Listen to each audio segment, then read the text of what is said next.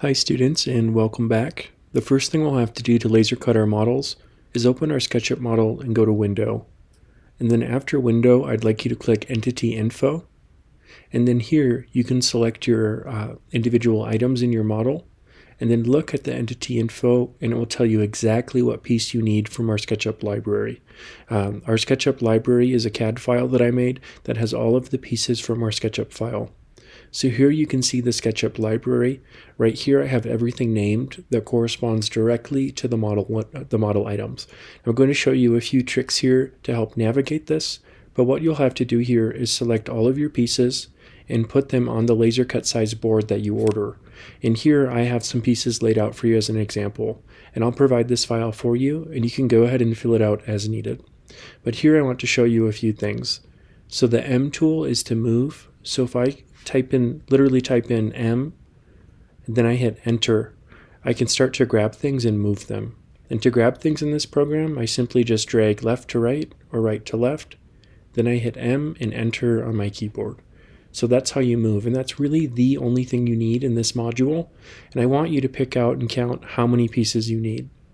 And here I'm just simply doing Control C, Control V, and then just kind of deleting extra elements I have in my file. And then I'm just hitting Control V, Control V, Control V. So it will get a little bit, it'll take a little bit of time to get used to this, but you can even start to move your items together to make it more efficient, and that's totally up to you. But like I said, it's that move tool. You select your item, so you'll do 2 clicks to draw that square, M, and then enter. And you may have to repeat this multiple times, that's totally fine. But I have my different elements, and I'm simply copying and pasting them into my boards. And you'll have to have the material, and you'll have to look at how big your board is. But this board here, I made 12 inches by 20 inches, which was the board I linked on our Canvas page to an Amazon website. So go ahead and try that. And just a heads up, it is not an affiliate link on Amazon. I am not making any money off of that. Just want to make that clear. And then here I have more pieces. I'm just showing you. Everything's laid out for you, so you just piece your pieces together, and this template is available for you.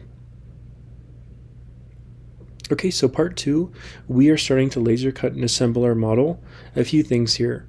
What I'm doing right here is I'm actually doing a time lapse of a keychain design I did with my students for my design context class.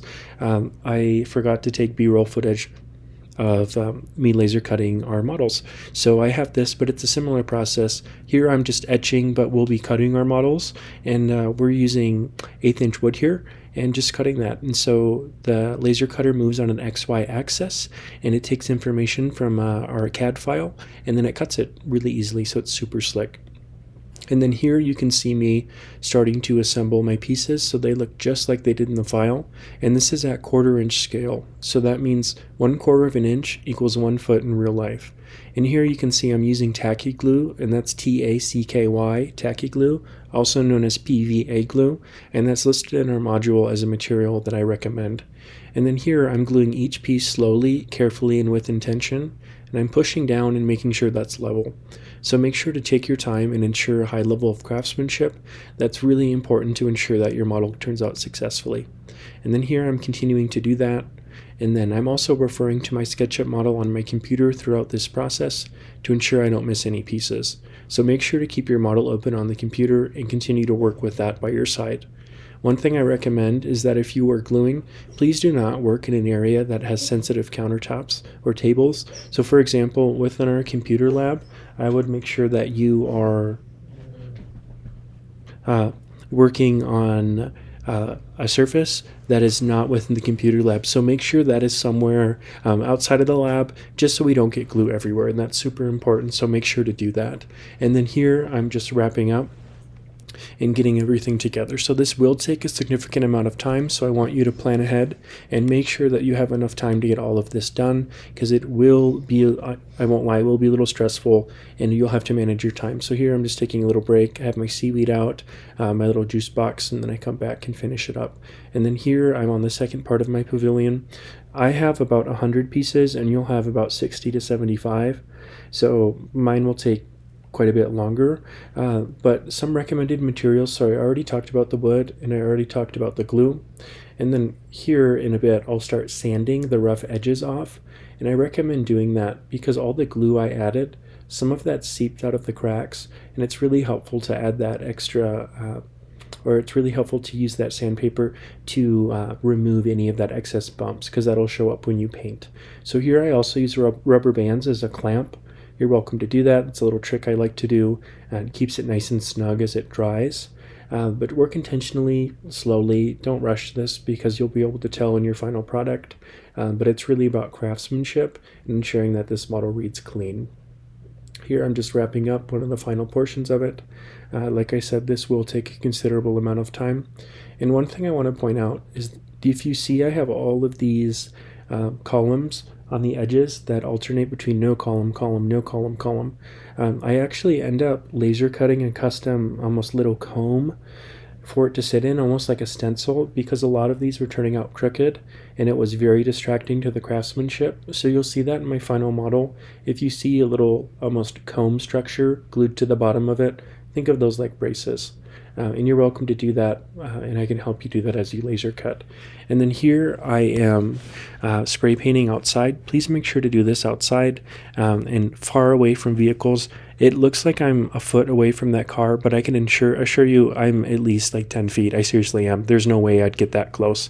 I've done this numerous times, but small light coats, and do it frequently and do it outside. And do not do it outside if it's below freezing. Otherwise your spray paint will not work properly.